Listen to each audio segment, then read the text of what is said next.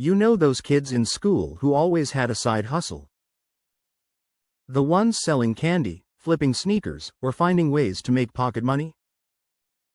Most of them stop when they grow up.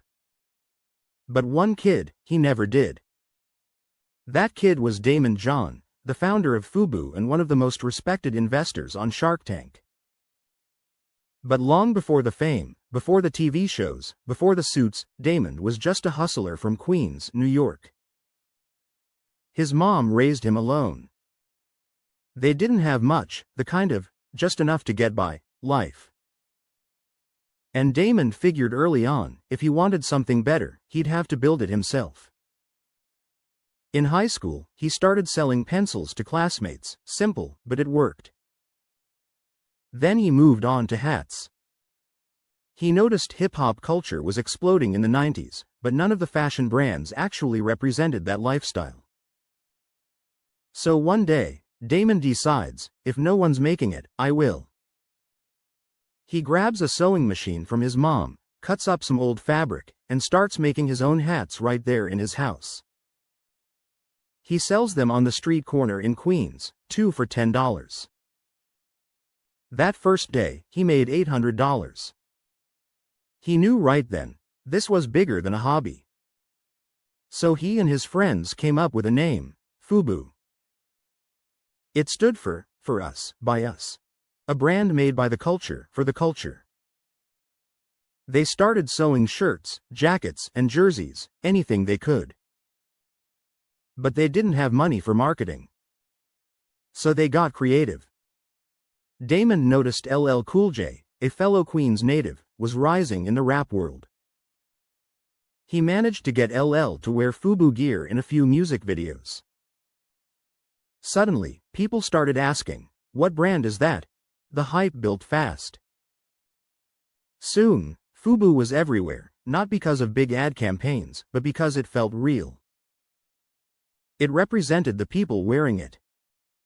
But here's where it gets wild. Daymond needed funding to grow. He went to 27 banks, all rejected him. 27. Most people would have given up after the 5th, no, but not him. He took out a second mortgage on his mom's house and used that money to mass-produce FUBU gear. He and his friends turned the living room into a factory. Then, one break changed everything. LL Cool J filmed a Gap commercial, and during the ad, he wore a FUBU hat and even slipped in the line, for us, by us. Gap didn't even realize it. The whole world suddenly knew about FUBU. Within a few years, the brand exploded into a $350 million a year empire. Eventually, it grew into a $6 billion global business and made Daymond one of the most successful black entrepreneurs in America. But if you ask him what he's most proud of, it's not the money. It's that FUBU gave a generation something to identify with, something that said, we belong here too. That's the kind of success you can't measure with a bank account. And what I love most about Daymond's story, he didn't start with a rich family, fancy investors, or luck. He started with $40, a sewing machine, and a mindset that wouldn't quit. So the next time someone says your dream's too small, remember, a kid selling hats on a corner in Queens built a $6 billion legacy. If that doesn't fire you up, I don't know what will. And hey, if stories like this inspire you, do me a favor.